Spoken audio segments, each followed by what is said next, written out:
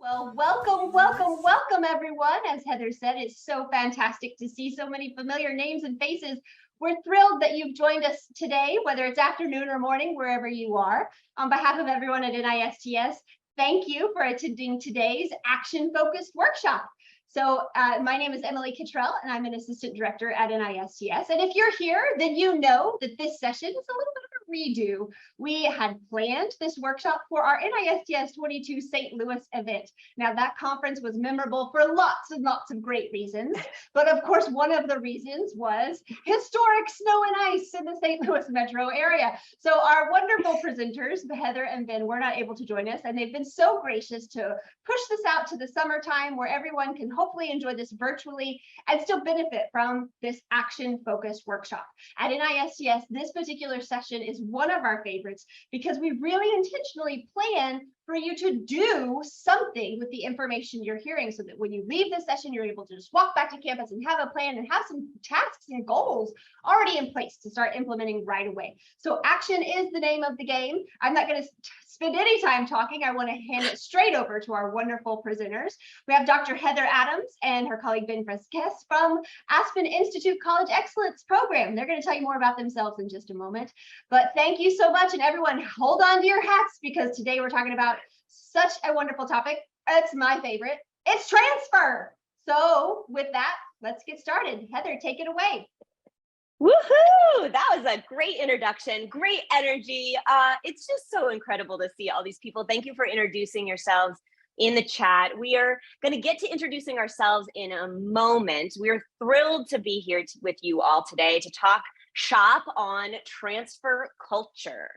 And this is a mini intensive. It's based off of one of our transfer intensive monthly sessions. I will get into what the transfer intensive is in a few.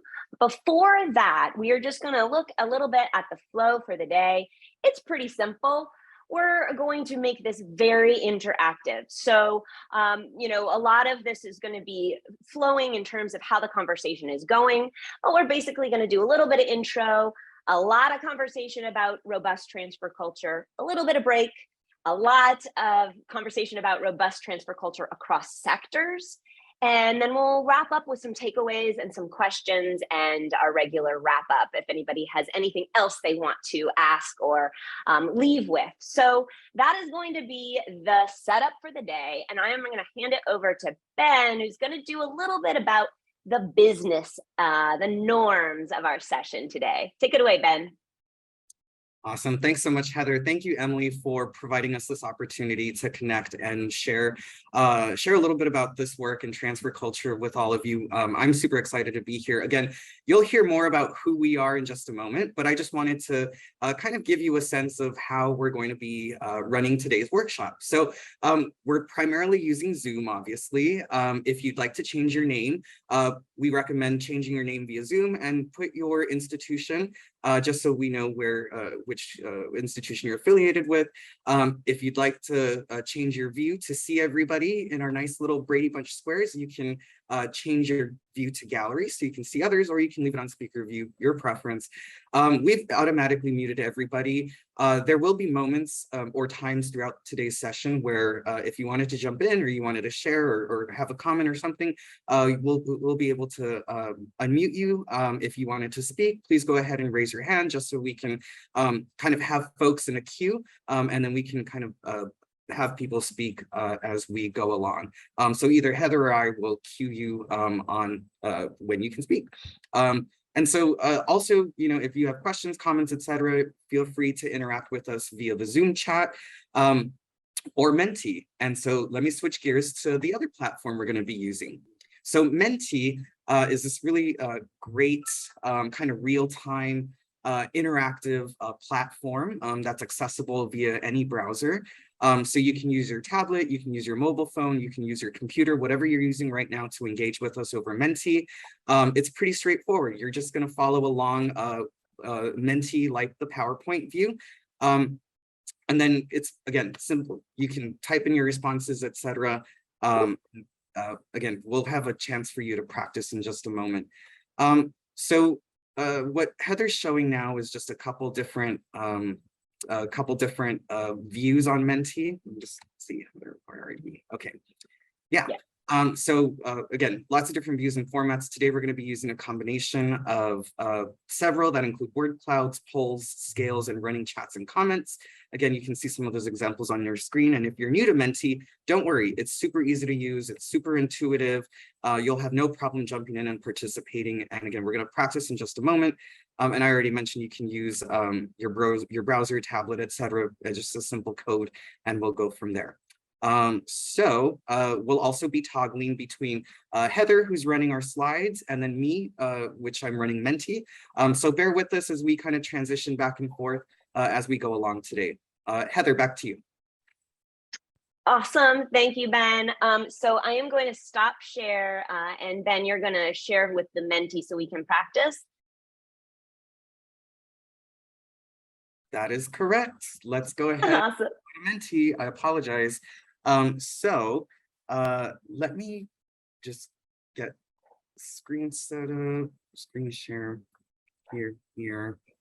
And I see in the chat that folks can't rename themselves. So I wonder if we have to do a setting, Emily, something maybe that we can, yeah, it looks like I'm not allowed to rename myself either. So it might be a setting. We'll check that out, folks. Okay.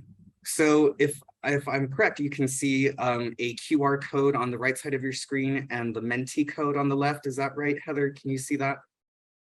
Okay, great. So again, super easy. Go to menti.com, enter the code 97569921, or using a camera, go ahead and scan that QR code and you'll be entered into the Menti platform. So first question. We have some responses coming in. How are you today? We have excited, happy, so preoccupied, and stressed. So we'll give everybody, again, just a minute to get into the platform and then also to populate your response to this question. I think it's great that we have quite a few on the excited and happy side of things, which is great. I think I would say I'm excited. I'm excited. How about you, Heather? I am super excited. I wish there was like a jumping up and down person on the very far side and be like, woo! Ben, you want to show the code again? And I'm going to put the link in the chat so that the link isn't going to change. The code may change and we'll show it every time. Yeah, and again, we'll kind of display this as we go along. And then when I'm in the presenter view in Menti, you'll be able, again, just kind of look at your device and then the screen will automatically appear on whatever slide we're at within Menti. So back to the responses. It looks like we have pretty much everybody's responses. Thank you. Let's go ahead and go to the next question. We wanted to get a sense of your educational journey. So we have a couple different responses here that we'd like for you to just share a bit. If you were or was a community, if you are or was a community college transfer student, we'd love to know. If you were a four-year institution transferred to another four-year institution, please share that.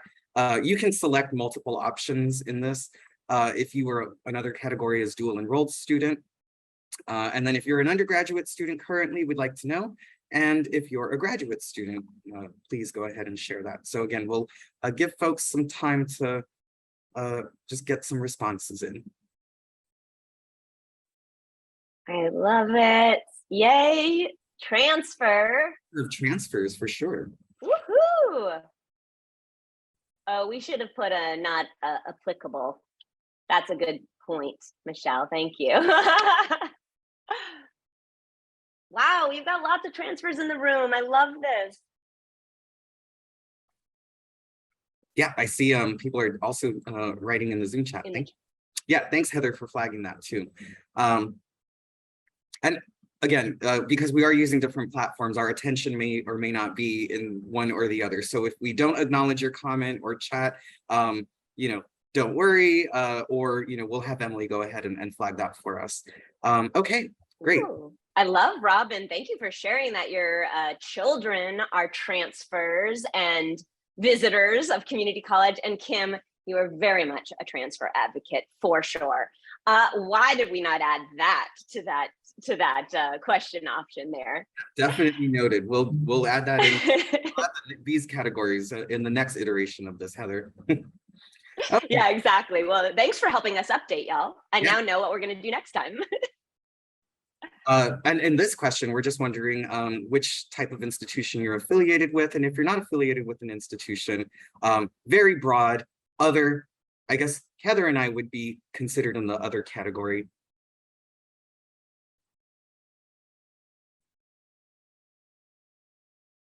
Great, we have the majority of participants here today representing a four-year institution, and it's always fantastic to have our community college representatives as well. We are going to be talking about community college transfer today, so we welcome everybody. And we will also, everything that we're talking about today and the principles that we share are relevant for any organization, really. So whether you're a funder or a researcher or at a nonprofit, these are pretty universal. So I think you'll find that they're going to kind of extend to any situation and circumstance as a transfer advocate in the world.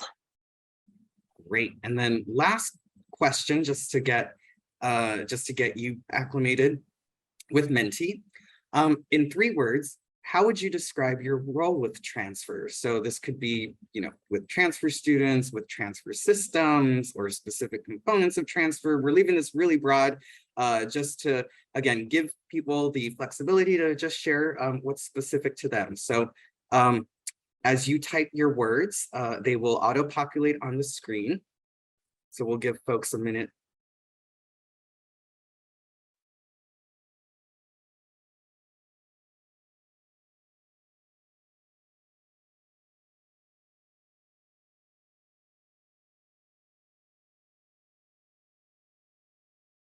Oh, I see your question, Professor McKissick. Yeah, we will absolutely have the PowerPoint available, and we're going to have PDFs of all of these mentees because we're going to be using them a lot for conversation since there's so many of us here. Hopefully people will be willing to share verbally as well, but we'll share all of the PDFs when we're done. And I'll also share a resource page. I'm going to talk about a lot of research in this presentation, and everything I talk about will be on that list in case you want to follow up and read the original source. Ooh, well, Corey, I think it's just fascinating that you're at 100% transfer campus. So I'm going to be interested to see what's unique about that situation in terms of transfer culture. I think we can all learn from that. So I'm glad you're here. This is great. Advocates, the biggest, yes. Yeah. Supporter, leadership, educator. Got a lot of advisors in the room, advisors maybe in the room, advising. A lot of advocates though. This is great news. Oh, it keeps shifting. Huh. I love it. Isn't that cool? Yeah. All right. Well, I think we've got I think we have our crew pretty familiar with Menti. Yeah, y'all seem like old pros at this. I love it. We are kind of obsessed with it at the moment. We've been using it for every presentation because it's got so many options. All right, let's share a little bit more now. Okay, so that was fabulous. I really love getting to know a little bit about who's in the room. We really want to make this presentation the conversation that this group wants to have. The folks in this room, what is the conversation you want to have today with your unique circumstance, environments, and what you are working with on your campuses? So we hope you feel comfortable sharing in Menti or the chat or raising your hand throughout to comment. We'll may even call on a few people if we see a really great comment in Menti. So if you're comfortable unmuting yourself when we call on you, it would be great to hear from each other. We want this to be a learning opportunity for everybody in the room, just sharing knowledge about how we're developing robust transfer cultures across our institutions and our sectors. So now you probably should know a little bit about us, right? And who we are and who you're listening to and who's talking. So I will go first. And if you all know me, since there are a lot of people in this room who know me, I can rarely find a picture of me not in a transfer t-shirt. So I think those who I've met before will probably know that. So I tried, particularly on this slide, to find photos where I'm not wearing a transfer shirt. But I do collect transfer shirts, just so you know, and I'm putting them on the walls of my office. It's really cool. So this is me and my dog, Molly. Molly, the transfer dog, often goes on road trips with me. She's definitely part of the my transfer community. I just, a little bit about me. I was able to work at UCLA for years, running our UCLA Transfer Student Center. I am a community college transfer. I really found my professional purpose and my truly zeal or zest or passion for transfer at community college. And it really did change my life. I know that's a lot of people say that. It really, truly did. And I'm a true believer in transfer as a mechanism for social mobility and racial and social justice. And so I come from that framework, personal framework, but also the framework of believing in the possibility of reimagining transfer so it works more equitably for students. I worked at UCLA for a bunch of years, and now I get to work with community colleges and universities on policy and practice and leadership reform to ensure more equitable transfer outcomes and success and better student experiences. So it's a pretty fun job. I also run something called Transfer Nation. It is a community for folks who are interested in sharing knowledge about transfer and celebrating all things transfer. We do it through social media, events, TN Talks podcast, if you're a podcast person. So I'll put all of that in the chat so you can check it out if you want. And Molly is also often on my road trips. So Transfer Nation does road trips. If you're up for a visit, and she can fit in my car, if I can drive there, it's the best. So let me know, maybe I'll come by with Molly and we can do a tour of your transfer space and your institution. So that's just a little bit about me. I will now oh yay, thanks Allison, I'm so glad you like it. Molly is the woman, she is. And thank you, I appreciate that. All right, so now I really want to give Ben the stage so you can get to know how wonderful and awesome he is. Oh, thanks, Heather. Again, it's a pleasure to be here with everybody. I'm a senior program manager and I work at the Aspen Institute College Excellence Program. I've been with CEP and Aspen for about 5 years now, and my work is really about growing, managing, and supporting a national equity-focused initiative called the American Talent Initiative, which aims to improve access and opportunity for talented, lower-income students and, of course, diverse students to a high graduation rate of four-year colleges and universities. So in my work, I've had the opportunity to travel across the country and over Zoom to meet with exceptional transfer advocates like presidents, admission and enrollment administrators, transfer practitioners, and of course, students. And, something that I really recognize is that talent is everywhere. And it's my philosophy that we have to unlock that talent and really create those opportunities for students to thrive. So part of my work I've done research about transfer. I've spoken about transfer in different forums like this one today. And in my own work, I've led a couple institutional reform initiatives. So I feel I have a platform and I really want to highlight what's possible to create better systems and ultimately help students realize their educational aspirations for lifelong success. And so I'm a really firm believer that you can accomplish more together than you can alone. And that's really my guiding value as a collective impact practitioner working at the College Excellence Program. And of course, with institutional and organizational networks, both in higher ed, in my present role, and outside of higher ed in some of the previous roles that I've had. So Heather, why don't I turn it to you to talk about us as transfer champions? Yes, okay, so we are so fortunate, and Ben is being modest. He is such a transfer advocate and transfer champion, and runs a transfer learning community for the ATI project that's just out of this world. So if you're part of that, maybe you're here today and you know Ben already, but he's really great. And we get to work with this incredible group of transfer champions and researchers and all around amazing human beings. And we do site visits to campuses when we can, and we learn from practitioners and leaders from all over the country. So you can find out a little bit more about our work in some of these links that I'm going to share with you if you're interested. And you can also follow us on some of these other links that I'm going to post. So that's a little bit about just us individually and us as a team. But you're probably also wondering, what is Aspen Institute exactly? You keep saying research and advocacy and all of these things. I'm not quite sure what it is. So Ben, can you explain in your words what Aspen is and what CEP is? I would be more than happy to if you can go to the next slide. So the College Excellence Program is a program of the Aspen Institute, and we make it our mission to equip leaders and practitioners with the knowledge, skills, and research-backed tools to inspire change, shift practice, and advance how 2- and 4-year colleges deliver excellent and equitable student outcomes. And so we work in the higher ed space in 4 different ways.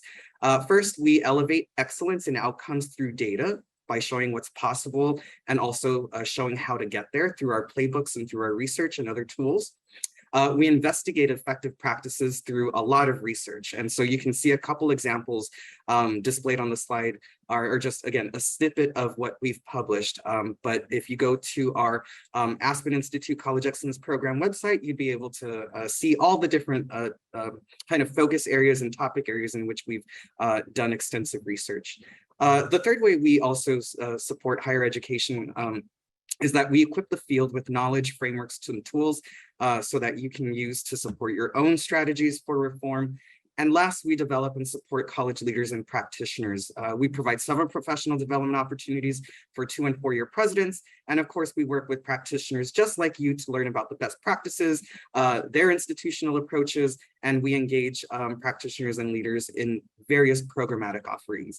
And so transfer, especially 2- and 4-year transfer, is really a major priority and focus of the work we do at the College Excellence Program. And Heather's going to talk more about our transfer efforts. But I'm personally excited to work within the transfer space, again, learn from you all, elevate the great work that's happening to support transfer reform and ultimately impact students. So that's a little bit about our organization. And Heather, turn it to you. So basically what he said is what we get to do, or in other words, we are community college transfer researchers and advocates. And this is our team. And yes, we definitely use all of those transfer student week backgrounds and graphics that you work on, Emily. So we wanted to show you that we very much appreciate the NISTS work there. Okay, so you are at a mini transfer intensive. And so what the heck is the transfer intensive anyway, right? I'm going to go pretty quickly over this, but I am happy to talk offline in more detail about what we are and what we do. But the Transfer Intensive is a collaboration between the American Association of State Colleges and Universities, or ASCU, and the Aspen Institute. It's funded by Ascendium, which is a philanthropic educational foundation, and we provide teams of community colleges and 4-year institutional partners with a free year-long initiative designed to strengthen cross-sector collaboration and improve the success and equity outcomes, transfer success and equity outcomes. That's the real broad goal, right? That's the broad goal of Transfer Intensive, equity and excellence in transfer. The specific aim is really to stop nibbling around the edges of transfer. It's to zoom out a little bit and focus on exploring the partnerships, the shared transfer vision between the partnership, the transformational change that you all want to make through transfer, and start developing a strategic transfer excellence plan, really prioritizing the strategic reforms and steps that you want to take so that you can embed that into your larger student success strategy or use it internally or externally to communicate about the transfer initiatives and transfer change you're trying to make.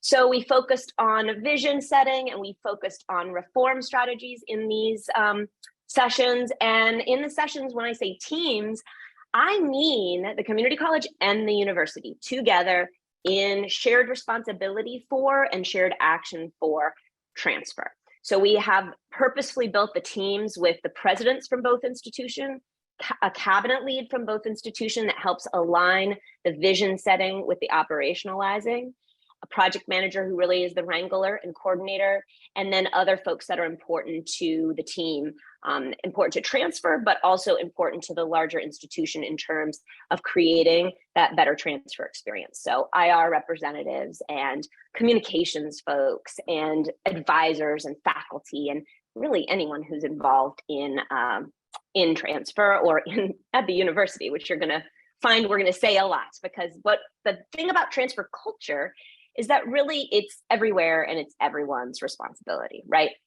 So this is what it looks like on a monthly basis, sort of. It's online, and we get our folks together, and they work. They do think tanks on transfer, and they get involved in really kind of establishing their plan. So it's really fun. It's a little bit more about it, and I'm happy to talk to you offline if you're interested in future opportunities. Okay, now it's the fun stuff, right? Okay, so we are really going to focus today on transforming transfer culture and what is transfer culture really, right? And this is a ever-present question, and if you're like Emily and Ben and I, you probably think about the word culture and transfer culture and what it means like for hours on end. So we do actually want to hear from you today about how you would define transfer culture. Before we do that, Ben's going to do some quick overview of just general transfer information, which probably everybody in this room knows, but it's a good place to start. Take it away, Ben. Yeah, I'll be super brief because I'm pretty sure that the majority of people on today's Zoom are familiar with this data. But basically, across the US, 80% of community college students aspire to attain their bachelor's degree. And of this group, only about 30% actually transfer and enroll at a four-year institution. And then 15% of community college transfer students actually graduate with a bachelor's degree within 6 years of entering higher education. And when we disaggregate this data by race, ethnicity, and income level, we see these numbers drop even lower. Heather, if you can go to the next slide. So, here what we want to highlight here is that despite the gaps between a student's aspirations to their four-year enrollment and ultimately completion, the data also show that community college transfer students do well and they're successful in their four-year journey. And there's data that shows that their outcomes are similar or even exceed those of students who enter directly into a four-year institution. And then the numbers on the previous slide, those numbers have barely budged in the past 5 years. So the transfer problem isn't something that a single person, an office, or an institution can solve. What we really need is transformational change and actions between community colleges and four-year institutions, including transfer champions and leaders and practitioners who are implementing reform to lead at various levels and really focus on systems change. So I and the College Excellence Program and my colleagues believe that transfer really should be prioritized. It should remain in focus, especially if we want to improve student outcomes and close equity gaps. So, we're really excited to, again, have you all participate today. We believe that we can get transfer right by working together, learning from each other, and really dedicating ourselves to reform efforts. So those are my comments, and why don't we just dive into the nitty-gritty? All right, let's do it. And also, Ben, just to add, those numbers on transfer haven't really budged in a decade. So even, it's really slow going, but the great news that we want you to leave with, and the reason that this conversation is so important, that the bottom line, it's not anything else that really makes the difference. It's not location, it's not demographic, it's not type of institution, although we can talk a little bit about the nuances of that. It's really what you do, what you, the advisors, the advocates, the faculty, and the folks in this room do that makes that difference. So that's the main takeaway of the research. So what does this research have to do with campus culture, and ultimately with transfer campus culture on both campuses and across the partnership? What even is transfer culture, right? Well, that's what today is all about. So what does a strong transfer culture look like? So if you're trying to define transfer culture, turns out there are lots of terms and lots of a bunch of research on it, actually, which is great news. I will send a list of all the books and all of the research that we mentioned. But there's transfer receptive culture and affirming culture and inclusive culture, and there's different phrases and ways to talk about culture. And the bottom line really is that you know what it feels like to walk into a room and feel welcomed and feel like you belong there, that you're valued, appreciated, that you matter, versus a space or environment that really makes you feel like an outsider, right? So for transfers, this separation is palpable on our campuses. And this feeling like an outsider, it's just part of the transfer experience. And sadly, it can be easily transformed, and every one of us has the ability to transform it in a moment. But sometimes we forget that, and sometimes there's other work to be done and lots of things on our plate. So the literature on this, though, does show that partnerships and institutions with strong transfer culture have more success with their outcomes and with their equitable outcomes. But what is it? And what are all these terms? So we've synthesized the research, and we've kind of narrowed it, pulled all of this research into one concept of robust transfer culture. So when we say robust transfer culture today, we are going to be talking about all of these things, these different frameworks, but we wanted to have a generalized name for it because there are so many nuances and elements to it. And there's even talk about, is it culture or is it climate or is it environment? Is it the feel you have or is it the actions you take? So there's really a deep conversation to be had about culture in general.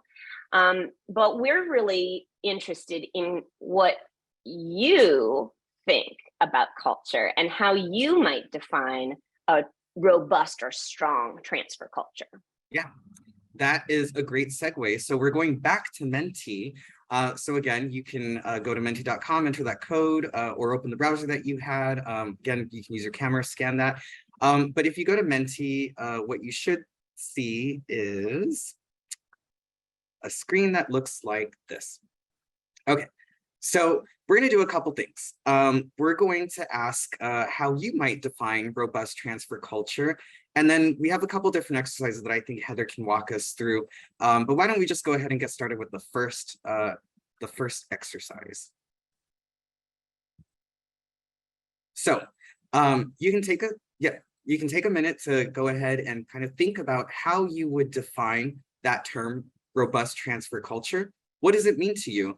We just want to crowdsource how you're interpreting this, how you're thinking about it, how you feel about it even. How does it show up for you? We can go really broad here. So we just wanted to hear from you all how you think about this. I love this sense of belonging for sure.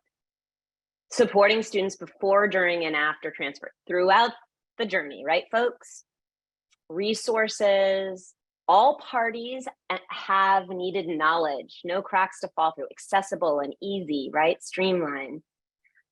Institutional goal, not just the responsibility of a department. Love it. These are great. This is right in line with what we see in the literature and what we hear from institutions that are doing it well. And when I say doing it well, we do a lot of research on the best examples in the country, but what does the best mean? It's not to say that the entire institution is completely transfer friendly or transfer welcoming or inclusive or has a robust culture. It's usually that a department or a division or a part of the campus has that. And so we're looking at institutions that have really high transfer rates, really successful transfer rates, successful with equity in transfer, as well as successful in transfer on to a four-year institution and graduate with a BA. So high graduation rates and high transfer rates tend to be what we're looking at. in terms of exemplars, but we're also really looking at culture and whether or not it exists, and how the student experience is at any given institution. Are the students experiencing what we think they're experiencing or what they hope they experience? So this is terrific. I love the various really all the different, like the well-articulated phrases, the kind of either very simple thoughts that are coming in. These are fantastic. Well, let's go ahead and go to the next activity. So here we're asking for you to, well, go ahead, Heather. Oh. No problem. So this is just about the impact. What kind of impact do you think having a robust transfer campus culture would have on a campus community? Yeah, sorry. If you want. I was a bit thrown off that there was already responses populated in here, so I thought I did something wrong. No, people are fast. People are on it. They are. So, and you can also specify. So if you want to tell us what you think is impactful for students or the institution, feel free to specify. Successful matriculation, everybody gets it, no explaining. Yeah, you're gonna have to start the conversation here, right? Equitable, inclusive, improve the transfer rates of outcomes and graduation rates and transfer rates, graduation and retention. Stress, reducing stress or easing stress is coming up too. I really love that. This is great. Increased sense of belonging, seeing that again. And it'll be interesting when we talk about how we're measuring this, because what does that mean? Are we talking to students? Are we seeing how they report sense of belonging? Are we hoping that they feel sense of belonging? What is it that how are we measuring that? So we'll talk a little bit about that in a part of our next activity. And then just rounding out this one, let's go ahead and go to the next Perfect one. There we go. So I already gave you the answer to this one. Yeah, it's a little bit of a trick question. Oh my God, this makes me so happy. I was telling Ben, no offense to anybody who writes anything differently, but I was like, if everyone doesn't put everyone, I am going to have something to say about it. So this is great. The entire campus, yes, everyone, and faculty particularly. I love it. Faculty have a huge impact on the transfer student experience. There's lots of research on that. There's a great book called On My Own right now that talks a lot about that we just read as a team. This is great. So we don't have to belabor this. Thank you for really understanding that. And I think, that really will help us have the conversation in a different way today. So, all right, I'm going to go back to our PowerPoint. And here's what I'm hearing or seeing on Menti. I'm hearing that it is about developing an environment that's free of barriers, that really is free of restrictions to access and success for all students that fall under that transfer umbrella, that transfer is attainable and that it's equitable and that it's kind of owned by everyone on campus, or it's a foregone conclusion, it seemed like people were saying. That it's about developing this environment of belonging, celebrating the value and the talent that's brought to campus that transfers bring with them to both institutions, and about celebrating that talent and insight that transfers bring. So this is kind of is there anything here that you think is missing? Like if you look at this list of synthesizing what we just talked about in Menti, is there anything missing from this list? Is there anything you would add? I think this pretty much gets it, but I really want to hear from you. Yeah, let's take maybe one or two comments. If you'd like to go ahead and come off mute, just go ahead and raise your hand and we'll get you, we'll have that.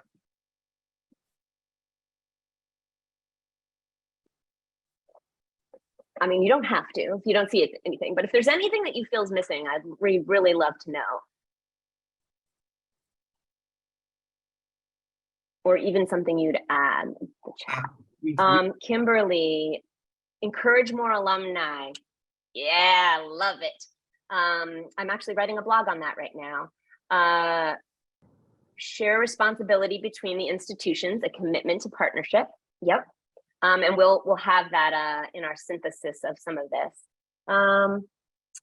Heather, I think that rather than thinking of barriers or thinking of space free of barriers and access, there's no such place in the world. I think that we need to think of how to empower students to navigate barriers and access them, and reduce barriers and support so students can thrive through the barriers. I like that. I guess I would push back a little bit on that, because one of the premises that I really tend to have a philosophy about is that I don't want to put the onus on the students. It's sort of on us, right? We have set up systems for the students that need it the most, and it's failing them. And so while I absolutely agree that transfer students should have agency and should be able to navigate a seamless transition and navigate barrier-free space, if that exists, it's not happening. And we have some control over that. So I think maybe I would start with the idea that we have control over crashing down and breaking down and addressing those barriers. And then we can talk to students about empowering them with the information so that they can navigate it. But I do love that. Thank you for sharing. And yes, thank you to everybody who's responding in the chat. We are definitely going to be saving these responses and using this to inform how we talk about, how we think about, and define our sense of what robust transfer culture means. But let me turn it to Sierra, who has their hand raised. So I believe you're off mute, so you can go ahead and speak. Yeah, thank you so much. Hi, everyone. I'm Sierra Marable at UNC Greensboro in Greensboro, North Carolina. Hey, so welcome. The reason I wanted to raise my hand and talk, because I think I don't know how to articulate it in writing, so I thought maybe I'd try to explain it. But I was just thinking about the family element with transfers. A lot of the transfer students that I meet, they come in with their whole family because now, there are changing institution, and the family, not that they weren't invested the first time, but they are invested the second time to learn even more about this new space that their student is going to be in. And so I just feel like it leads also to a good review of our institution. If the if the whole family's involved and then they have a good experience, they'll tell their brothers and sisters now to come to UNCG, after they graduate. Yeah. They will spread the word to their larger family community, even that they had a good experience. So I was just looking so far to see if any of the family aspect, either in your research or either in some of the things you all will talk about, will be involved in the conversation. I'm so glad that you brought that up. Absolutely. We find that when the family, in the literature, when the family is involved, or when you're creating resources, and by that I could mean, translation of materials or resources where families can come to events, and you're really kind of supporting the not just the student, but their sort of life responsibilities beyond being a student, that students thrive. So you're exactly right. And I think, we'll get to sort of supports, but I think that would kind of fall into that umbrella of, are we supporting the transfer community, but are we supporting the communities within the transfer community and their communities of support?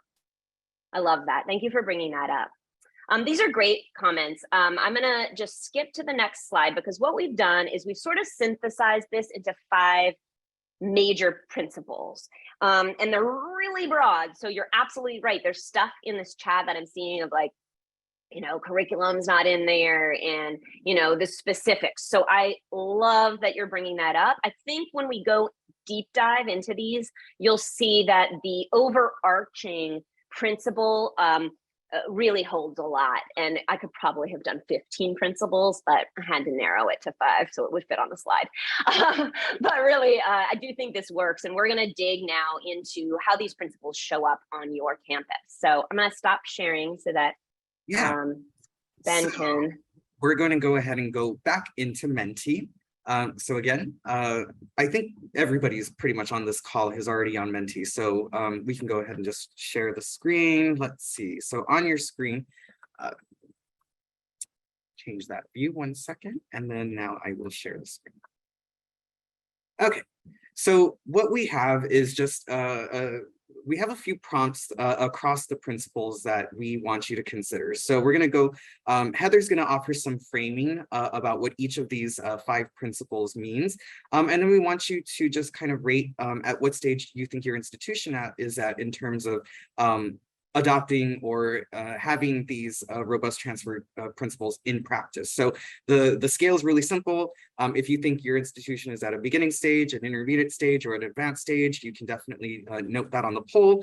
If you're unsure, maybe maybe you're just not sure, and that's fine. That's why we also have that option there as well. So we're gonna again do this rating for each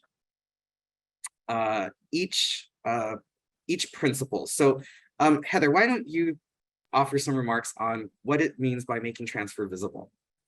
I love it. Thank you, Ben. So this is really all about normalizing the expectation that students will continue their educational journey, right? This is like, transfer is the foregone conclusion. So whether you're at a community college or you're at a university, it's about elevating the transfer stories. It's about telling the transfer stories. It's about sharing that some of our students have families. It's about really visible messaging, both about students and also about transfer, right? Making it easy to find. It could be something as simple as signage or the location of your transfer resources or transfer center or office. It's just about being loud and proud and bringing up transfer in all the rooms and the places and the spaces that you are and making transfer visible. It includes sharing data, right? Sharing the knowledge openly with everybody at the institution about where you are and making sure everybody knows about transfer. So this is, could be really simple, like how many clicks does it take to get to transfer on my website? Is it buried 7 clicks deep? Or is it the first thing people see when they go to the website? How is our signage for our center? Where are we telling stories about students? Oh, you have it in your strategic plan, Betsy. I am so excited to hear about that. We're going to share in a moment. But that's and actually right now you can make a comment on Menti about any aspect of making transfer visible. So questions you have, ways you're doing it, like putting it in your strategic plan, or just comments you had on what you're seeing with the results. Looks like most people were in beginning and intermediate phase of this area. Yeah. Reorganizing our website. Great, Crystal. I love that. Yeah, and there was a couple of responses that had the advanced stage, so I definitely encourage to just share something that's like really working. Just again, we're capturing a lot here, and we want to share this information out with everybody after the today's session, and also as we plan future workshops, we can take some of the questions that you have to help inform some future topics that we'll cover. So again, we'll give people a few minutes just to get these responses in on the visibility aspect. And Heather, I don't know if you want to just offer some comments on just what you're seeing on the screen. I do. I really want to. I can't wait when we talk and hear about the developing a transfer champion program. That sounds cool. And what is happening in the chat is exactly what we're hoping will happen. This is peer consultancy, right? Y'all are doing. There's none of this work. There's no one in this room who's not working on all of this right now. You're all doing this in your divisions and at your institutions and in your areas of expertise and oversight. So definitely share your insights with each other, and feel free to share emails, because if you're doing the similar work, I think connecting with others that are doing the work, especially across the country at different environments, there's got to be lessons they've learned that may work for you, or they maybe can save you some sadness and some trials if they've had some issues with it, and they can fill you in. Yeah, thank you, Heather. And again, thanks. I love the engagement on Menti in the chat, etc. Let's go ahead and move on. So our next principle focuses on systematizing partnerships. I'm not going to focus on this one too much, because on the second half of our conversation, we're really going to dig into institutionalizing partnerships and moving things from relationship, like the one-on-one, the like I have a cool relationship or a close relationship with my counterpart, to partnership. How are the institutions really creating shared vision, shared responsibility, and shared action for transfer? So this is all about really continually to enriching those partnerships that do exist, so that they're always continuously improving. And it's about talking about it as well and making that visible, right? Talking to students about the partnerships, because this isn't just about colleges, it's about students. I saw transfer student centered as one of the things that was important about transfer culture. So when you're institutionalizing a partnership, when you're moving beyond the one-to-one relationship and you're really getting to that deeper, shared responsibility and shared vision together, it's gonna last. It's not gonna just go away when the person who works with transfer goes away. It's going to be part of your legacy. Yeah. So again, we've got a couple of unsures, which is interesting. So we're not going to do comments on that, but we are going to move through this, and then we're going to have some comments on the next. Yeah. The next two. Again, just to reiterate, we're not going to do comments on the partnership piece because we are going to shift to that in the next segment of today's workshop. So supporting transfers throughout. What do we mean by this, Heather? Okay, so this is a little bit, one that speaks to one of our comments about supporting the unique experiences of transfer students, so their families, their other responsibilities, but this also is all about the through line, right? So a lot of you, I know, have heard, I'm like a broken record with this, but transfer is not about the transfer of credit.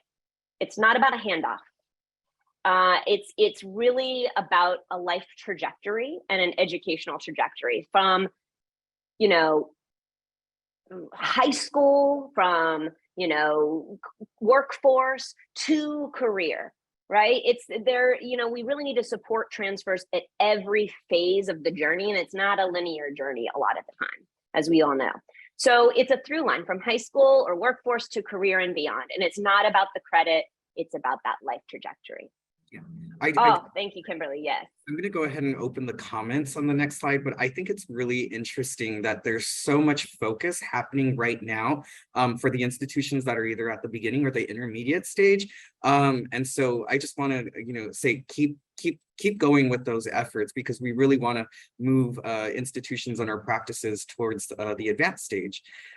So again, we'd also like to have some, if there's anybody who wants to share anything here about how they're supporting transfer, I think we'd be interested in having you raise your hand or come off mute to share. Be interesting to hear what some of those folks are doing, if you're comfortable sharing out loud. That's a great point, Heather. We definitely have time to have one comment if somebody wants to speak. I love this conversation that's going on in the chat. Transfer support doesn't stop after transfer orientation. Amen. Understanding that we need a process that we can speak to the large masses, but it's customizable. I know, it's like, how do you do this at scale, right? I get that. Supporting various subgroups or population or communities of transfer students. That's coming from Menti. Absolutely. I love that. Formal, like system impacted, DACA students. How are we supporting the communities within the community throughout their transfer process? And I think I saw this, but my big pet peeve is that we kind of drop transfer at four-year institutions. This is when I was at UCLA, sort of just focus so much on that transition from community college to four-year that we totally forget that transfer advising continues to graduation and beyond. And how are students getting this sense of career development? They may have had it at the community college, but they may not, and they may be discovering new things. So having specific resources that are geared towards and created for transfers at that other transition, because life's all about transitions, from four-year institution university to life, whether that's grad school or workforce or a career. Yeah. I love the comment here that transfer lives across departments and administrators. Again, it speaks to it's everybody's responsibility. So let's go ahead and go on to our next principle when it comes to establishing a robust transfer culture, which is clearing barriers to transfer. So I'm sure we'll have a really, again, really good comments and discussion here. So Heather, can you offer some context? Yeah, well, Jeffrey also just put in the chat that they're under the first year office, but that they think students often think they're only here for the first semester or two, and you're trying to change that. I would say, that's breaking down a barrier, right? If students only think of resources for first year, first time in college students, or they don't know it's for them as transfers, that's a problem. So clearing barriers to me, and I think this is really broad, but I think it is about when we're synthesizing the research to this point, it tends to be about the value of transfer culture work is intentional to build clear and efficient processes for everybody. So that's kind of what we were talking about before in that comment about navigating the space, right? So it's really about institutions that value transfer, that promote the fact that transfer is not accidental or only for those that can navigate it. Successful transfer programs that we see make transferring the default plan for every student. Doesn't mean every student's going to transfer. It just means that it's a foregone conclusion, right? Like you're eventually maybe going to go on this path if it's something that's interesting to you, and it's easy and it's accessible and it's available, and you can navigate it back to that point. Also, I would say that in terms of intentional thought, attention's really paid to historically marginalized groups and that unique life experience and educational trajectory that provides unique needs, unique resources and programs. Heather, I'm curious just your comments on PLA, so prior learning assessments. That's what that means? I'd love to hear you speak on that. Huge, yes, huge. And I know that a lot of you in this room are actually working on that. It was a barrier we were not able to break down at UCLA, but is uber important because when we're talking about transfer students, the average age at community college is 28. And so, if you're talking about, I know this is in the news all the time, it's all big trend right now, but it's not a trend. This has been a huge deal for a really long time. There are millions of people with some college credit and life experience and no degree. And we're doing it with really fairly smoothly with veterans. It seems like it could be doable, and it is doable for some institutions. I know it's a big ask.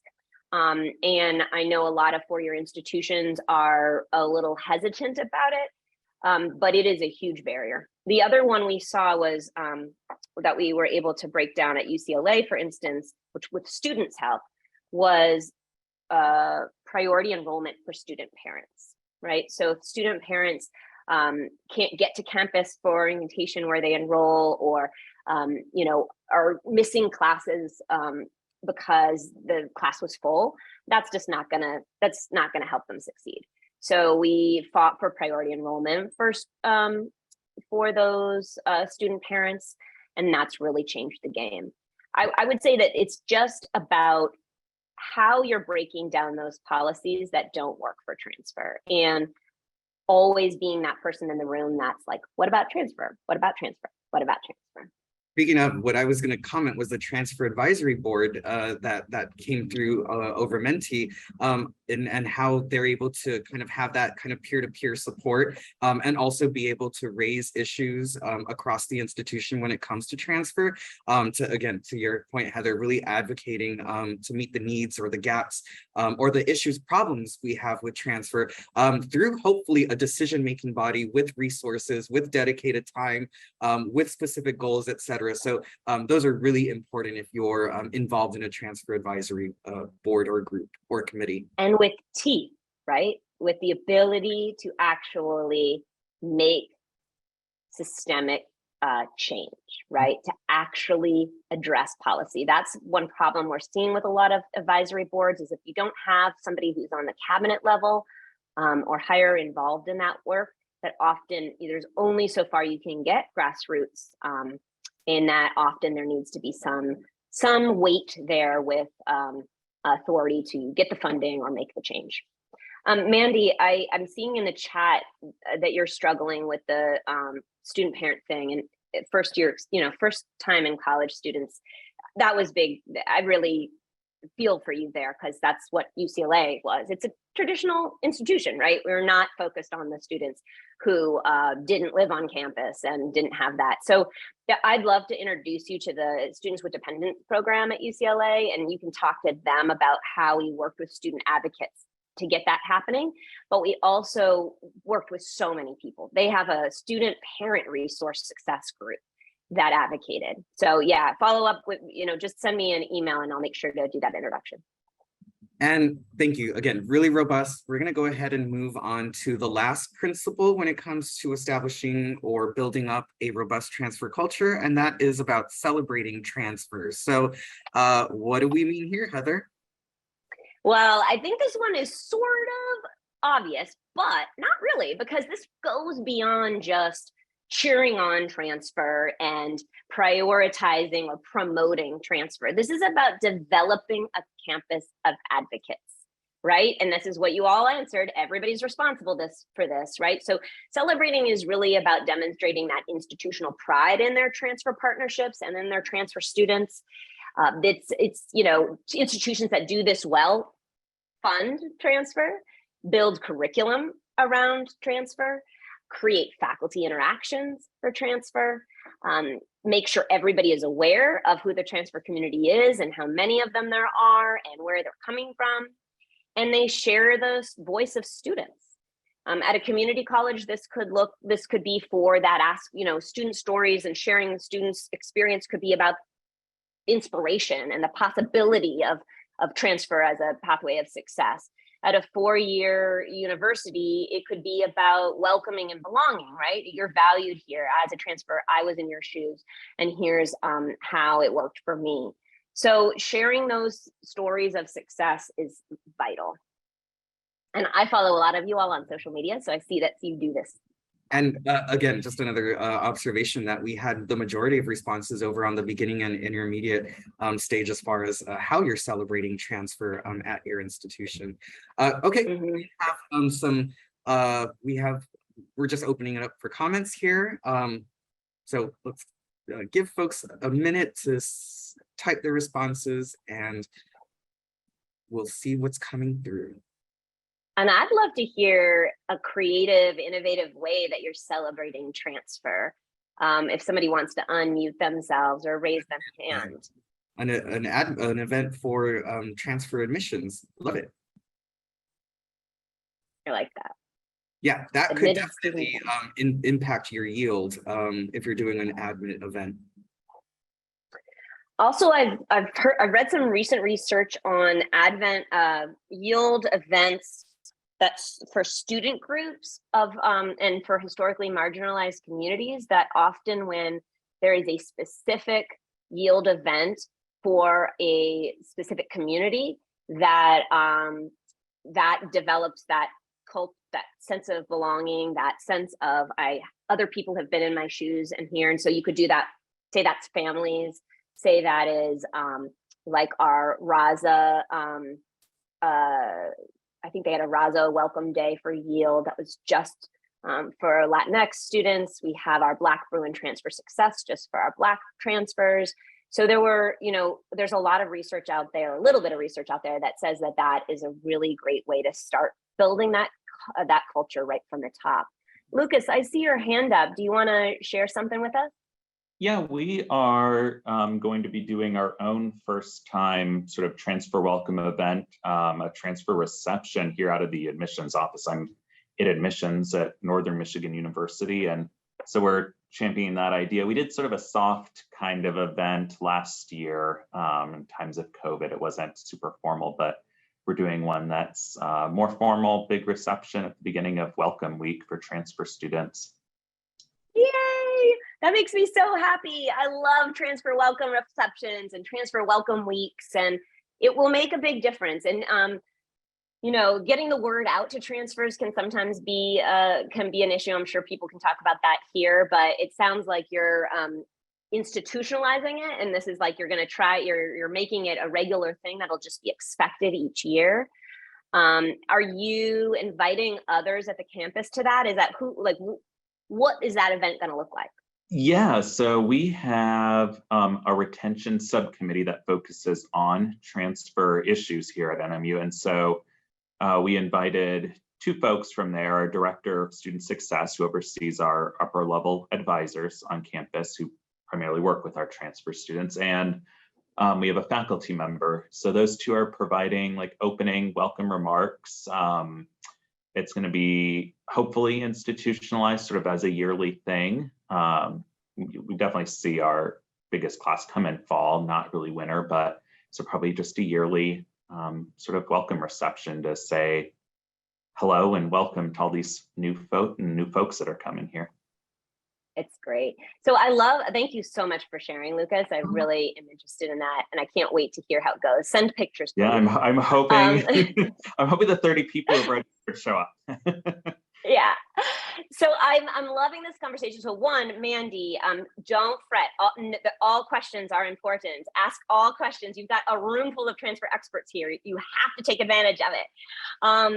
Emily gave a great resource. There's lots of ideas there. You can also join Transfer Nation. I know there's a lot of conversation about what people do for Transfer Week there. And never hesitate to ask questions. They're important. And especially, this work can feel a little lonely sometimes, right? If you're the only one on your campus who's doing it, or it's newly prioritized. So I just want to normalize the fact that you are not alone, and that we all have a gazillion questions, and we're here to learn from each other. So never hesitate to ask. And Heather, lots of nodding from my seat. So yes, I think I think that's definitely resonating. Marcus, you have your hand up, so definitely give you some space. Yeah. And I want to also address John's point, so we'll come back to that. Marcus, go for it.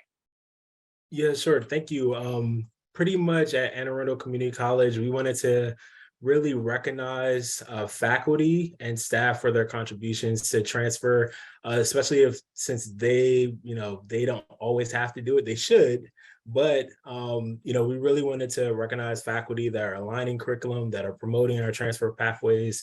And so we created a Transfer Champion Award that we actually started to give out. And so the cool thing is we have a belt that folks can actually kind of wear, and we put their names on the side of it. My mind. That's the coolest thing ever. Which is cool. And so it's really. Oh, you muted yourself, Marcus. I think you're on mute. Yeah, it accidentally. But that's the coolest belt I've ever seen, and now I need a picture. Yeah, and so what I was saying is the cool thing is we're putting names on there as well, so we'll be able to pass this on each year, which is pretty cool. And another thing is it's for faculty, right? They're all about the tenure and promotion process. So we do have our provost to sign off on the award. It's something that they can put in their folder as well. So it's really, my hope is that it really like pushes transfer in a good way. Marcus, this is awesome. And you're getting lots of kudos in the chat. I hope you see that. This is so cool. You know about the Transfer Champion Awards at NISTS, correct? So you can nominate people, maybe past transfer champions at your institution. Remind us what institution you're at. Anne Arundel Community College is in Maryland. Yeah. Okay, awesome. In our back door, well, next to us, Heather, we're based in Washington, D.C. Maybe I can come on a road trip and bring Molly. Do you accept dogs on campus? Come on down. Can I get a picture in the belt? Can I get a picture in the belt? Sure. I know Molly's like freaking out right now. Sorry. Amber, I see you have your hand up. Let's go ahead and take it. Yes, Amber. I just wanted to say huge props to Marcus. I absolutely love the belt idea. I had the articulation committee for macro when we started doing the Transfer Advocacy Award this year. We changed it from the Innovation Award to try to celebrate and lift up all of our fellow advocates in Michigan and all of the great work that they're doing. So I may or may not adopt the belt idea. If I do, I will make sure that we give you points for that in our speeches. So that is brilliant. It's so brilliant. And Emily, I think maybe we have to have an idea for NISTS of like all these folks, because we're all gonna, you now know, Marcus, there's gonna like, the belt is the newest thing, right? So in the transfer world, you've created a trend and we're all like thrilled for it and incredibly excited. But Emily, yeah, I think we need to get a picture of all the transfer champions in their belts, and that's awesome. I want to address John's, before we move on, I want to address John's point. It's way up in the chat, but John was writing, and I think that somebody else agreed with it. I'm not finding it now, but Allison maybe, they were talking a little bit about transfer students who don't identify themselves as transfer students, or don't want to identify themselves as transfer students, or don't know what that term means. And, you know, it's interesting that it's 50-50 where you both are. I've seen both, right? I don't know if I'd say it's 50-50. I think it kind of depends on what state you're in and what kind of institution you're at. I tend to notice the differences there. Like in California and Florida, where transfer is like part of the water, everybody has, well, not everybody, but there's definitely bias, but there's a sense of pride that transfer students have. It's an identity, not just an experience. And then for other students, yeah, they just want to blend in, or they don't think of themselves as transfer. They think of themselves as, I don't know, or maybe it was just a process for them. It wasn't an identity. And that's awesome. I do find, and I should probably do more research on this, but I have found that when you have transfer in the title on things, transfers are more likely to attend because they actually, it's named and they know that it's for them. Whereas, like, for instance, welcome week or something like that, if there's not a transfer welcome reception, you kind of think like, I'm not a first year in college student. I don't live on campus. I don't need the pep rally. I don't know. You might love that. I love pep rallies, but you might go, it's not really for me. It's probably for freshmen. Sorry, I'm using that word, but like first time in college students, right? And you don't assume it's for you. The moment that we had a transfer group that went to the pep rally together, we had hundreds of people show up. We have 3,200 transfer students come in every fall. And there were at least 400 that came to the pep rally. That's, so I think you have to know your community. You have to know your students. And some are going to claim it and some aren't.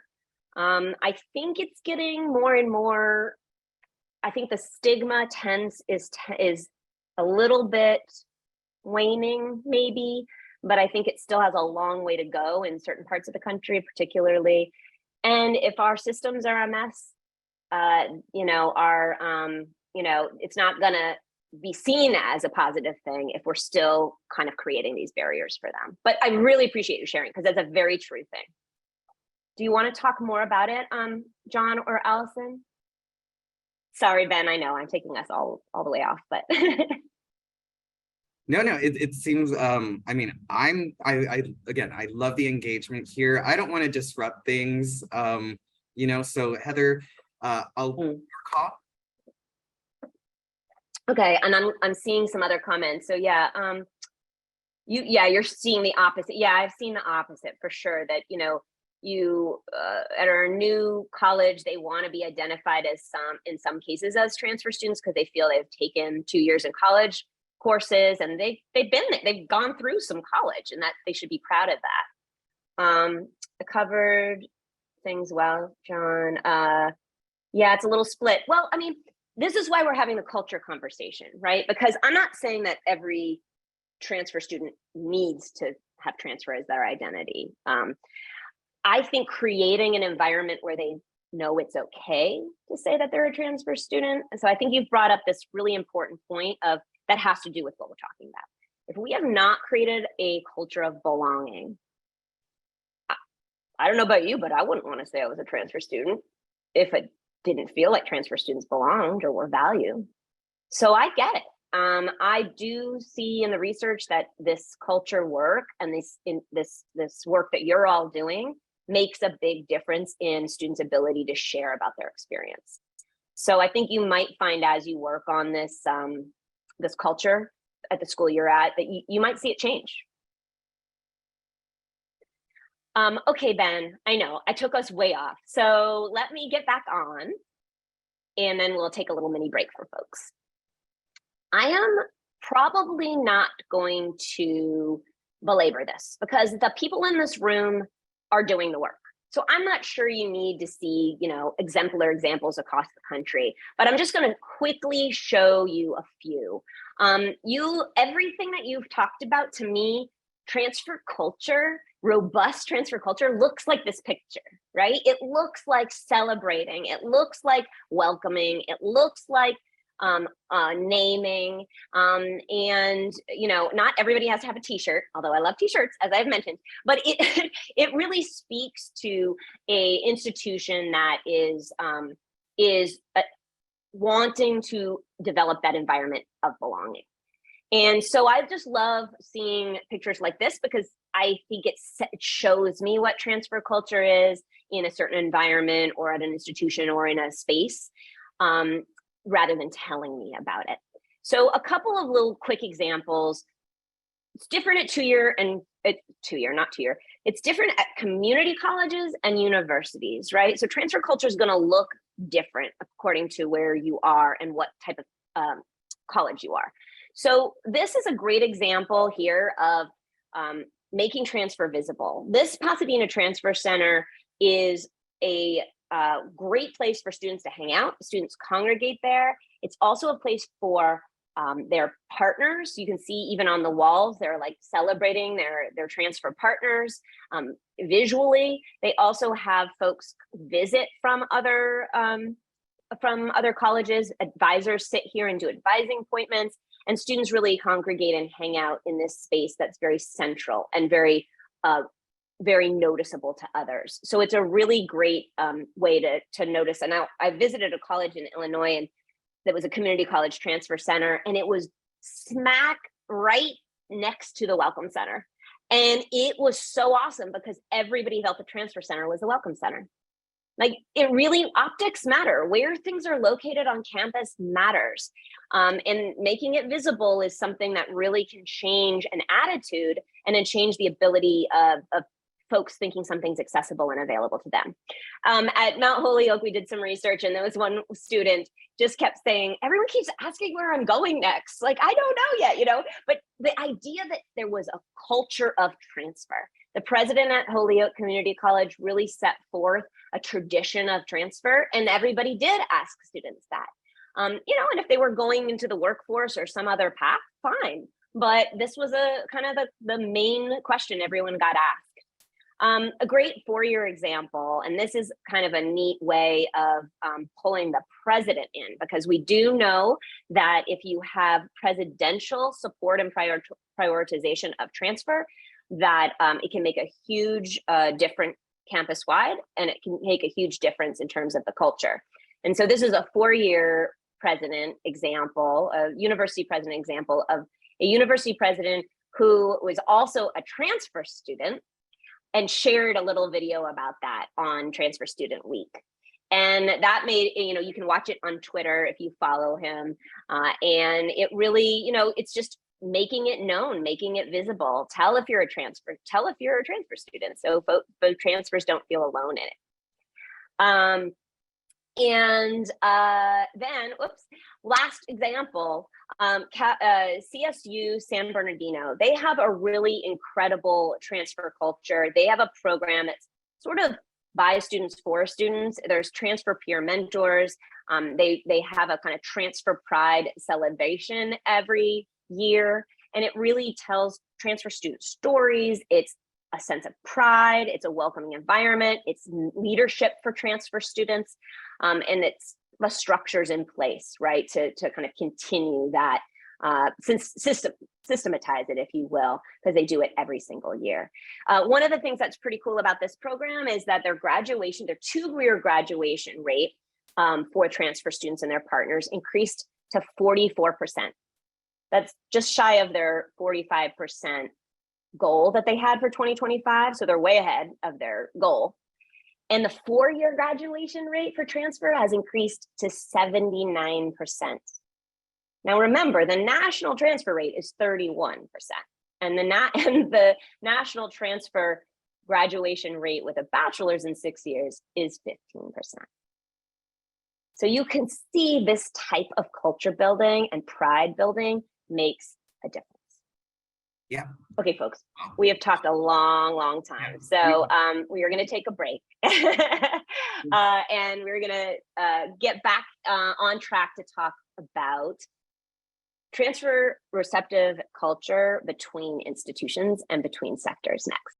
We're going to transition a little bit from what we were originally going to do, but I want to show you what we were originally going to do, because the reality is we're actually creating some tools right now on how to sort of assess and measure your transfer culture. So I will make sure those are in your inbox once they're finished and complete and finalized.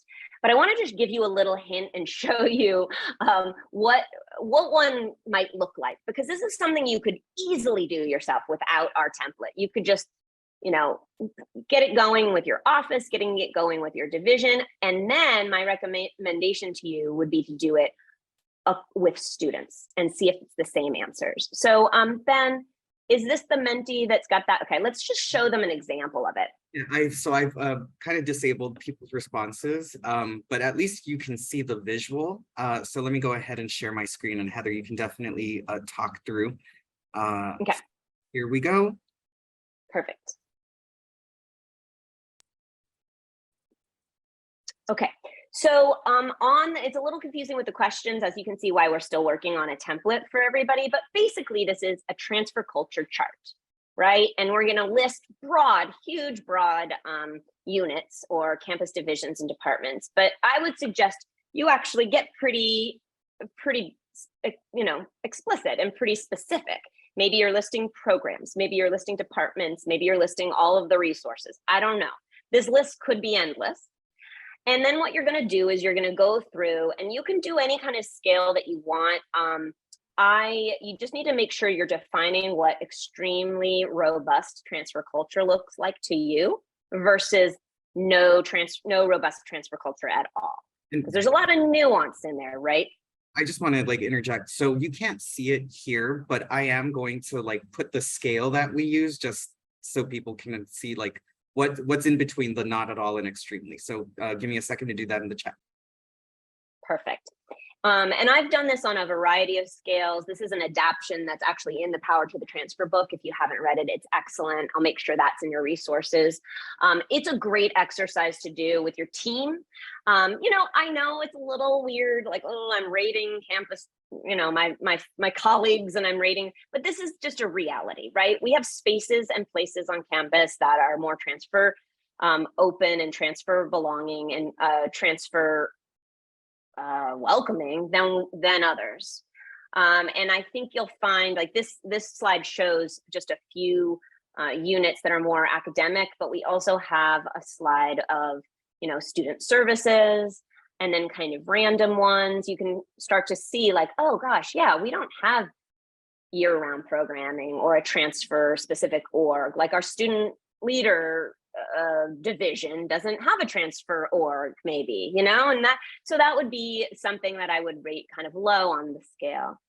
But there is a possibility that you could have a transfer space that's not exactly transfer welcoming, or that students don't feel like they belong. So this is going to be a really nuanced project to do with your students and see how your students would answer this in comparison to how you answer it. Again, this is pretty broad, but you can get the sense of how you could do this with department by department and division by division. And I'll share with you the page number from the Power to the Transfer book that has a little bit more detail on the scale that we used. Okay. So that is a fun activity, but we felt like it would be a little bit better to dig into partnership and what's this kind of next generation transfer? How do we build transfer receptive culture across sectors? Some of you are probably already doing this, but we really want to hear from you and get into conversation for the rest of our time together. So I'm actually just gonna take the slides away And I think we're going to do this all on Menti, right, Ben? Yeah, you're right. Let me go ahead and bring my screen up. Perfect. And Allison is also offering Bruce Spring. Well, she's not offering tickets, sorry. She is saying that there is a Bruce Springsteen concert in Portland the day after NISTS, and she's got tickets. I'm totally getting tickets. I'm writing it down. It'll be, oh my God, we can transfer Bruce Springsteen Festival. Yes, I freaked out as soon as I realized that it aligned. It was perfect. And then he's in Seattle 2 days later, but those tickets are much more expensive. I bet. Okay, I'm writing it down and I'm going to get tickets tonight and I'll join you. I also, our transfer intensive, one of our transfer intensives, our cohort 2, their launch for their strategic transfer impact plan that I was telling you about is the first day of NISTS. So I think we're going to do kind of like a live launch from NISTS. So keep your eyes out for pictures of that fun time. Okay, so we're now going to talk about your partnerships. Picture either maybe your largest, your institution that you have the most transfers from, or your biggest transfer relationship, or maybe you have a brand new transfer relationship and you're a new agreement and you're wanting to kind of strengthen that partnership. Write down all the strengths of your current partnerships, transfer culture. How are you doing this together? So if you share responsibility for transfer, what are some examples of how transfer culture can be drawn across and woven through the partnership? And just for everyone, we are using Menti. Of course, you can continue the conversation in the chat, but we'd love to capture your strengths or the next your comments in the next set of activities in Menti. And then we want to hear from someone who's doing this well, or who has a sense of a really great example that they've seen or that they're involved in. So feel free to raise your hand if you're comfortable sharing out loud, and I might call on you as I, Ben, can you scroll a little? Transfer interest group program. Oh, yeah. What's that? And maybe that person can explain it to us. Yeah, that's me, Mandy. So our transfer interest group program, it's kind of like a first year interest group. Basically, every incoming transfer student is offered the opportunity to, if their college participates, it's a seminar that meets once a week that's led by a peer mentor and staff facilitator. Often it tends to be an academic advisor, but we introduce them to campus resources, also resources in Austin, because this might be their first time, especially coming out of COVID, navigating like the adult world completely on their own. So we also kind of try to introduce not only like academic support, like time management, study resources, but also like how to be a grown-up, how to find housing, you know, how to not only build a sense of belonging on campus, but also in the community in general. So we kind of approach it from a lot of different ways. The programs or the different seminars are specifically led by a transfer student mentor who's kind of been through the experience themselves. The facilitator's there to answer any questions, but it really is very student focused and student driven. And each spring, and now I think we're expanding it to summer as well, we train these student mentors so that they can provide just different support to each student. And then the mentors also do one-on-ones to kind of find the gaps where maybe we're not, you know, so that they also get the individual support. I probably could speak a lot more, but I tried to summarize it in the interest of time. That was perfect, Mandy. Oh, what a great program. The main thing, the big points that I should say about this too, is that we've seen an increase in 3-year graduation rates, and most of our transfer students do not see like the drop in GPA that a lot of the transfer shock. So we're seeing a lot more success just by participating. And we also offer non-traditional seminars. So these are for students who maybe, you know, they don't need to know about how to find housing in an apartment because they already do that, or they don't need to hear about certain things because they're adults. And like, so we try to tailor each seminar to meet the students where they're at, either based on personal identities or their major, things like that. That's fantastic. Great example. Yeah, great example of serving the communities within the community, being aware of the nuances of the unique experiences of the students while still doing it at scale. I love the peer-to-peer because there's a lot of research on the peer-to-peer.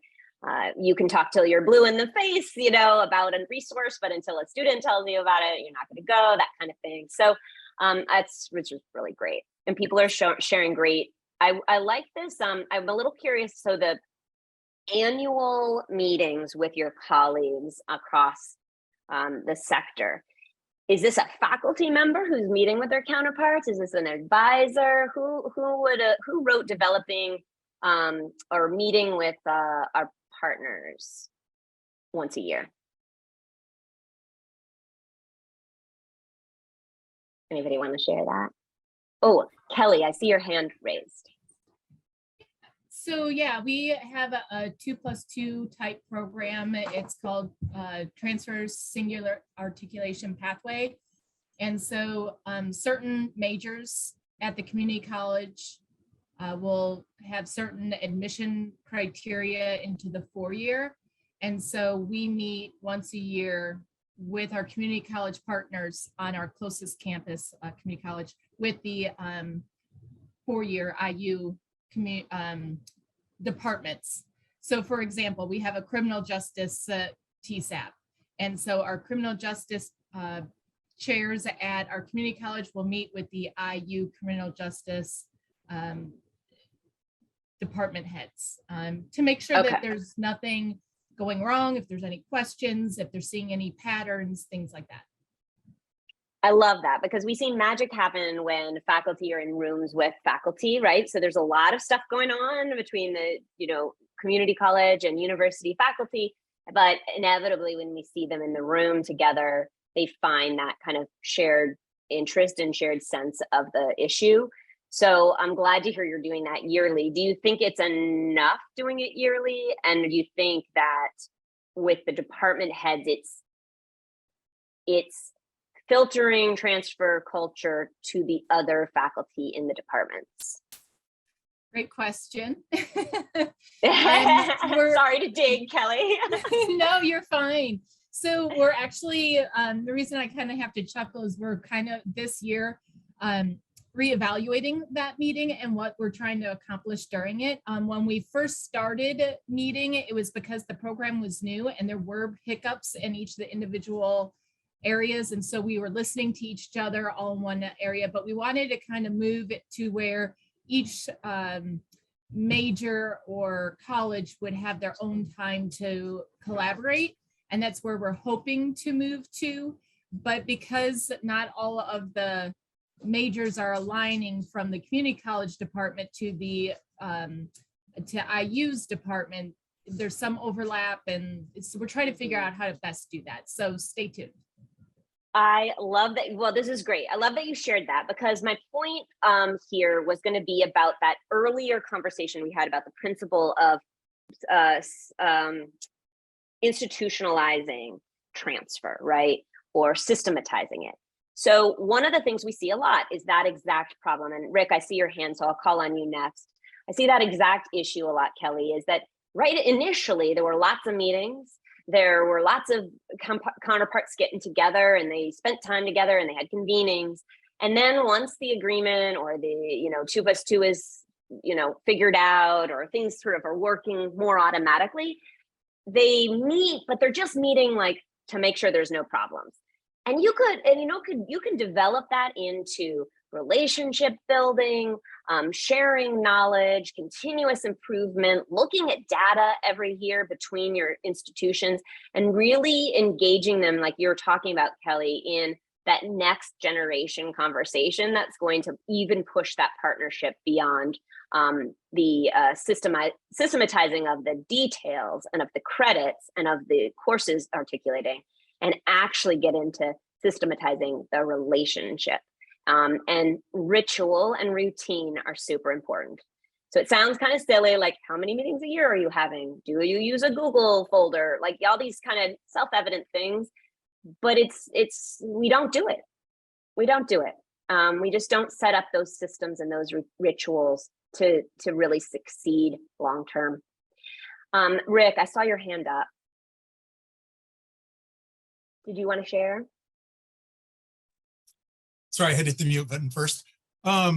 We get together with our local community college.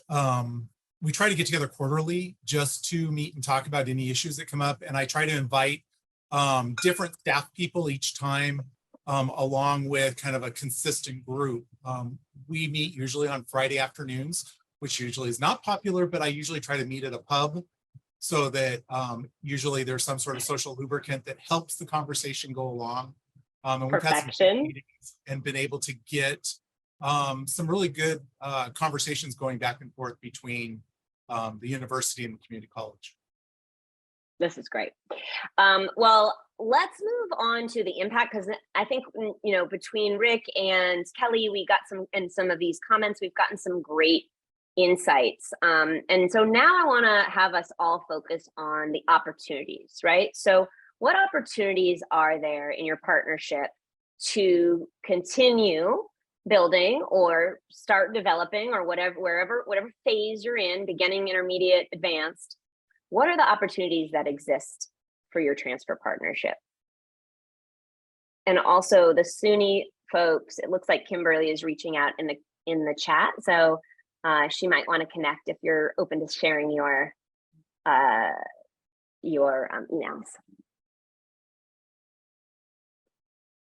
Exchange faculty, yes, exchange of faculty. Now, on that one, do you mean like having a faculty member from one institution teach at the other, or for a semester, or what does that look like for you?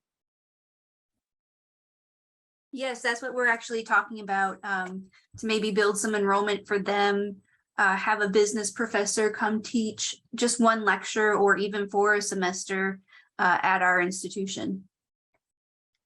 I love it. I didn't pick that as an example to show you about partnerships, but that we know in the research, there's plenty of research that says that that is super successful. I love that you're doing that. It's we've heard, I mean, I've interviewed faculty, and those who are involved in these types of programs, there's tremendous benefit, not only for building the relationship across institutions and other peers, between the 2- and 4-year institution, but it really gets them thinking about how they're teaching, how they're communicating, understanding the community college population itself. And so the benefits are not just on the professor. I mean, it really extends to like the classroom pedagogy, that teaching really matters, how we teach matters, how we're aligned in teaching is really important and of value to our partnerships. And some of these robust programs even offer some type of incentive for the faculty members to be engaged or participating in these programs. So the benefits are not just on the individual, certainly extends over to the broader student population. And I'm seeing a lot of really great practices here that we've seen in interviews and research. You might want to scroll on this one too, Ben. The joint professional development is a good one that has a lot of impact. And there was another one I saw, I think it's below the cutoff, that I wanted to comment on. Faculty involvement is big, or needs to be big. No problem. Thank you so much. Okay, so, enable students to take classes at the community college and the university at the same time without financial barriers. Yes. Is anyone here doing that, or has found a way? Because we have some examples, but I want to hear from someone. Awesome. Kelly, do you want to share? Do you feel comfortable sharing, or can you unmute yourself? Well, we've got a bunch of things in progress with our largest transfer partner, but we do allow students to attend both institutions at the same time. We've tried to streamline it. We do have a consortium agreement with them that allows them to declare their home institution, and then the aid is distributed that way. And then the home institution will send it to the host institution. But we do have a lot of students who attend both the university and our community college simultaneously. So is this like a dual admissions program, or We're really actually moving or- to join admissions this semester. Great. I love that. It's excellent. Congratulations on that. I also just love hearing the different comments about you got to start somewhere, or where you're at now, but also like where you're evolving and where you're working towards. So you know, in the example, I think Marcus, who blew us all away with the belt idea and how he got that started, and what the process is going to look a little bit different, given, you know, he had to launch it, and now it's going to look a little bit different by engaging others, you know, just to evolve it, to kind of meet where the program wants to aspire. So I recognize that, and that's been again just iterated on through some of the conversation. So I think it's fantastic. You have to, you know, evolve things. You always look at continuous improvement, and the work is really never done. I love the Hollies wanting to talk about dual enrollment. Now, I want to make sure we have time for our next couple of sessions, but Hollies, I am interested in this dual admissions, dual enrollment. So there's a difference between the two, and I'd love to hear you talk like really briefly about what that is for you. Well, briefly, I know I've asked a Holly to be brief, but I know, I'm sorry. So we referred to it as concurrent enrollment because concurrent enrollment looks at 2 and 4 year enrollment, and students were primarily degree seeking at the 2 year, non-degree seeking at the 4 year. Co-enrollment is defined differently as well. Everyone can look to ACRO for those definitions if that's of interest. I can't talk any briefly, so I'm happy to share my email address with folks. Let's do that, because it is actually a pretty complex issue, and I would say we're seeing a lot of success with, however you phrase it, the dual admissions over dual enrollment, just because it has that extra perk of, you know, you're not having to reapply to the institution. You're more senior, you're automatically considered a student of both institutions in a more concrete way. But that maybe you might have done it a little differently. I see your smile. All right, I am going to share some examples, but thank you for adding your email. So if anybody's interested in really getting into that topic, do let the Hollies know, because they have expertise on it. Okay, so probably don't need these examples again, because y'all are really doing it. But if you haven't heard about the advanced program between Northern Virginia Community College and George Mason University, you should definitely take a look. Are any of our advanced partners in the room? I don't think I saw any. I don't see Jen or Rita. I don't see our closer contacts at Nova on the line today, Heather. Got it. Well, I just wanted to highlight them because they're really doing some great things, and they're doing big things like the dual admissions, but I kind of want to focus on a smaller thing, a more like easily achievable thing that they do. They of course have this really 50-50 partnership that really share responsibility for transfer. But what I think that is something that's really doable is they literally just host focus groups and surveys together of the for students who are going through the process of transfer between the two institutions, and who have either are new to advanced, in the middle of advanced, and after advanced. And they share that information every quarter. They talk a little bit about the survey data that they get, and then they also do focus groups.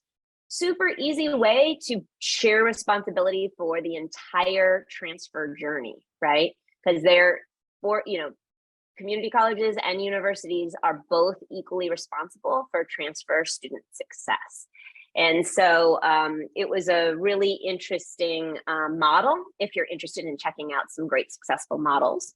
And then the other one I wanted to share is the Alamo and UT San Antonio example of the Alamo Runners. So this program really, it's just what we were talking about a little bit. It supports students that were admitted to UTSA, but not enrolled in one of the 5 Alamo colleges. And instead, they're kind of providing a seamless transition experience. And so I think it's students that participate in the Alamo runners enroll in 12 hours at the respective Alamo college, and then 3 hours at UTSA. So there's that, again, that sharing of responsibility and experience.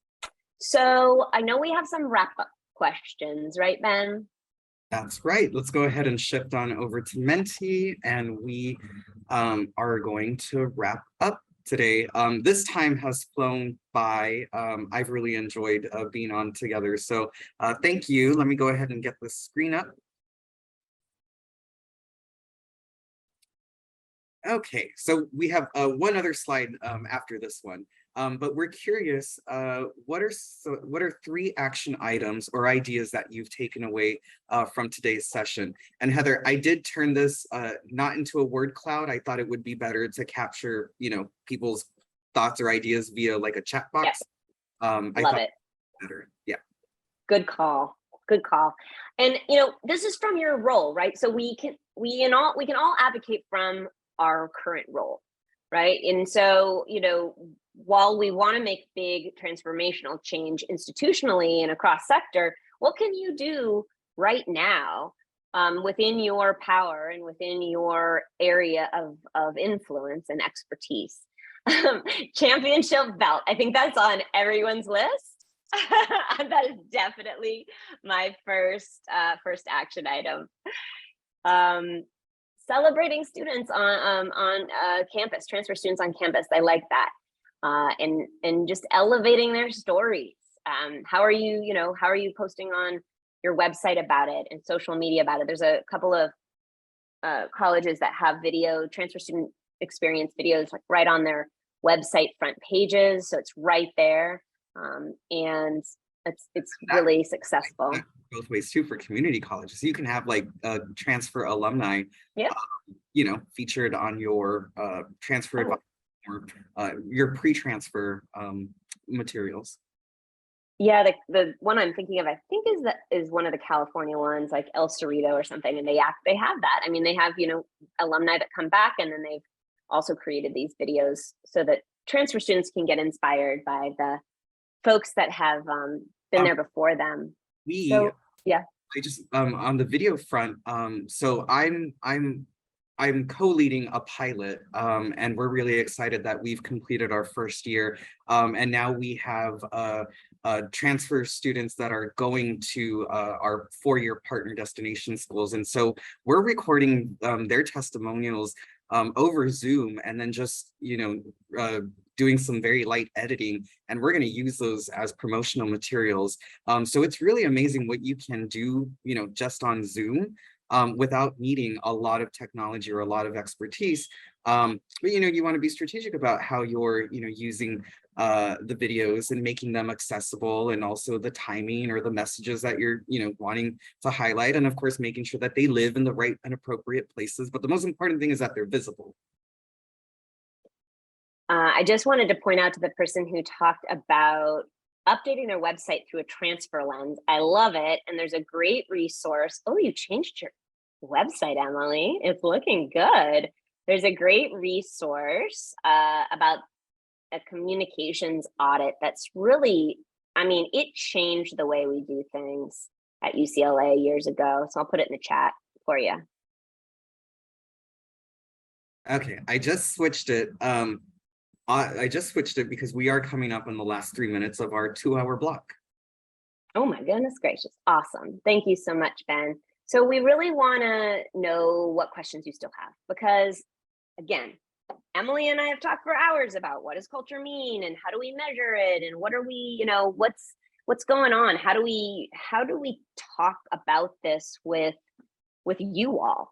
And how do we share information about what culture even means to students, to leadership who maybe, aren't working with students all the time, every day. So I love knowing what it is that's still on your mind. And both Ben and Emily and I will look at these and we'll try to follow up if there's anything specific that we can help with. Give me the magic words. Look at this. data and metrics? Well, we have research on that. I do. Let me about going to what post you it. should be or what you could be tracking and how you could track it. So considerations for 2- and 4-year institutions to measure transfer student outcomes. So we have a little chart here in the transfer evaluation brief that basically gives you and your IR office oh, thank you, Emily. Perfect. That's the communications audit. And there's a great website article too on their site. But the transfer eval gives you a chart of measurements, basically. Like your IR person can just follow that formula that's in the evaluation, and that is what we've researched with the CCRC as being the best way to kind of categorize transfer and measure transfer at your institutions. Perfect, Emily. This is great. Questions about engagement. Which one? Faculty. Like engaging faculty, building support. Awesome. Well, we have 2 briefs about that. So let me get those for you. And I know, Emily, you had an announcement you wanted to make before we hang up. Yeah? I do. Thank you. So everyone, thanks so much for being here. Just want to reiterate a couple of quick things. First, yes, absolutely. We will get you the link and all of the materials that supports today's conversation. We're going to put it on our YouTube channel so you can rewatch this video as many times as you want and share it with your colleagues as well as soon as it goes live. So I'll be sending that out within the next week or so. But I also want to put a couple of things on your radar that are going to be coming from NISTS soon, like really, really soon, that are relevant to today's conversation. So first and foremost, the marketing kit for National Transfer Student Week is coming out in literally like a week. We have a wonderful graphic design student intern who herself was a transfer student who inadvertently lost all of her credits because she came from a private university, but she's been working this summer on the marketing kit. So she's going to have that ready for us in just about a week. And so look for that in your email. But we also have a couple of resources coming out, which are really relevant to today's conversation on culture. The first is something called the NISTS Policy and Practice Audit Tool. It is a self-paced audit tool that you can use to look at what your institution is doing and look at your transfer-facing supports to say, are we even doing anything in the realm of kind of best practices or ideal based on transfer services? And so you'll have that document by the end of August. So watch for that announcement.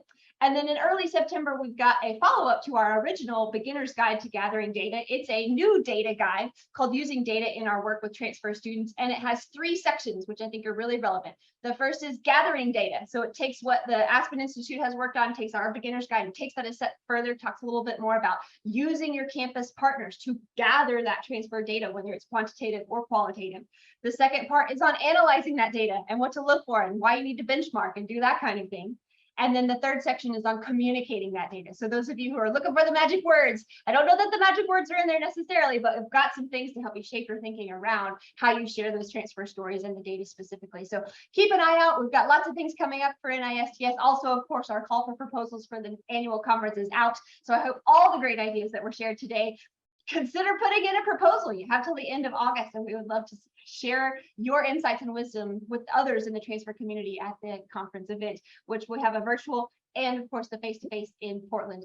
So Heather and Ben, we cannot thank you enough for your time today and this wonderful information. What a great way to start thinking about transfer culture, not just what it is, but sort of the levers that you can begin to pull and push and move to try to make an impact on your campus. So thanks for these tips. And I super appreciate you being here with us, everyone. And Heather and Ben, any closing words? It's been a pleasure. Thank you. Yes, thank you so much, everybody. And we will do a follow-up conversation. I'm big on transfer think tanks and following up from these kind of brainstorms that we have. So stay tuned, more on that. Thanks. Thank you, everyone. It's so good to see so many familiar faces and friends. Thanks, everyone.